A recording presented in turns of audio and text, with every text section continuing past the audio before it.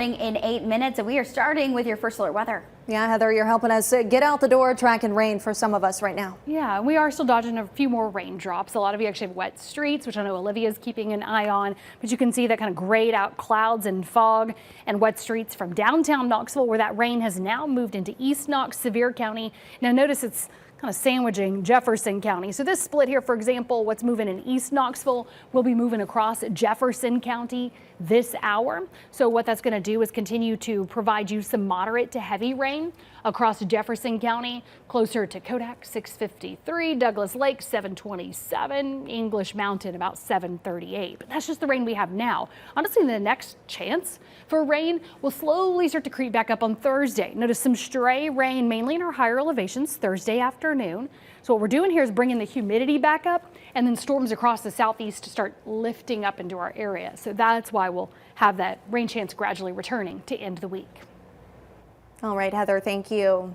Knoxville's City Council set to take its first vote tonight on Mayor India Kincannon's proposed 0.5% sales tax increase in the city. The city says if this is passed, the money will go toward the 5-year neighborhood investment plan.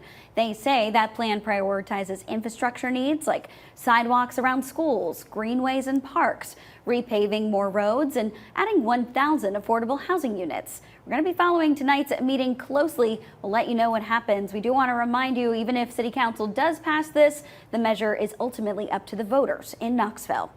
And this morning, we are learning how President Donald Trump's new travel ban is possibly going to affect students at UT. The Office of International Student and Scholar Services says 90 international students are affected. That travel ban went into effect, banning foreign nationals from 19 countries and entering the United States. Now, countries like Afghanistan, the Republic of Congo, Haiti, Iran, Libya, Somalia, Sudan, and Yemen. UT tells us the Office of International Student and Scholar Services is still looking into what they're going to do next. And this morning, investigators in Kingston are trying to figure out who left an explosive at a thrift store. It all happened at the Clothes Closet on Kentucky Street, a thrift store run by Kingston Methodist Church. Officers say someone dropped off a suspicious object at the donation area. It turned out to be a possible blasting cap. Detectives from Kingston, along with the TBI and Knox County Bomb Squad, collected the cap and got rid of it. Police are now asking anyone with information to give them a call. Got that number inside your WVLT News app. And this morning, we're getting a look at the results of drug enforcement operation years in the making. Right now, fentanyl is still the top spot for most commonly found in drug-related deaths. It's been the #1 killer for drugs in our region for the past 5 years. But for drug-related deaths last year, fentanyl was found in half as many cases than the year before. Chris Thomas with the Forensic Center says law enforcement initiatives removing fentanyl and targeting suppliers are a big reason. Fentanyl is still a big concern, but the numbers are trending in the direction they want. Overall, the most recent annual drug-related death report from the Forensic Center says drug-related deaths are down 36%.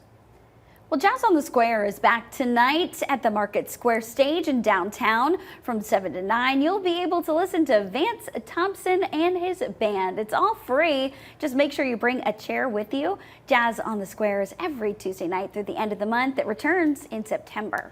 And something else for you and the kids tonight. Yeehaw Brewing is hosting their family movie night at the Grove. This is every Tuesday at 6 o'clock. There will be yard games for the little ones and beverages for the adults. Tonight they'll be showing Moana and Moana 2. And heads up, if you're looking for some fresh produce, the Market Square Farmers Market is happening tomorrow in downtown Knoxville. Everything for sale is grown, raised, or made by vendors in and around the city. You can pick up fresh fruits and vegetables, flowers, baked goods, crafts even. The Farmers Market is every Wednesday from 10 to 1, every Saturday from 9 to 1. Also, a fun event for young kids is back this week. Kiderific happening tomorrow at Safety City. These events will be on Wednesdays this month and next from 10 a.m. to 1 p.m. at a different park each week.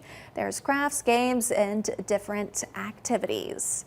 With that, let's get a check of your first alert to traffic. Taking a live look right now, I-40 at Walker Springs. Traffic still moving along out there, 640 at Western Avenue, an area we're used to seeing some congestion in those westbound lanes. Still moving right along this morning, closer to downtown at Hall of Fame Drive.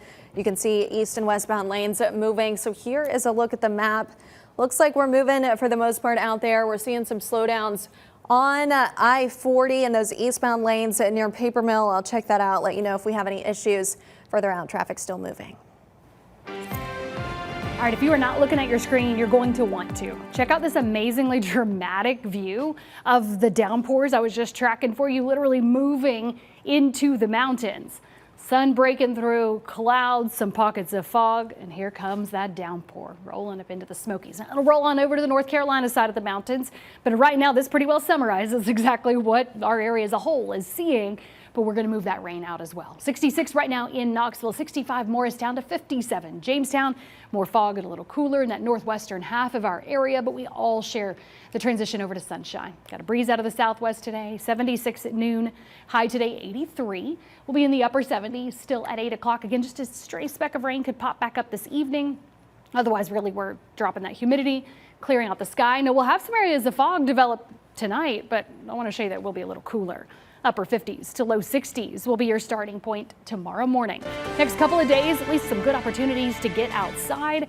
Although when rain and storms return, I'm going to track that out for you coming up on the CW. All right, Heather, looking like a beautiful day in store. We're headed over to the CW. We hope you join us there.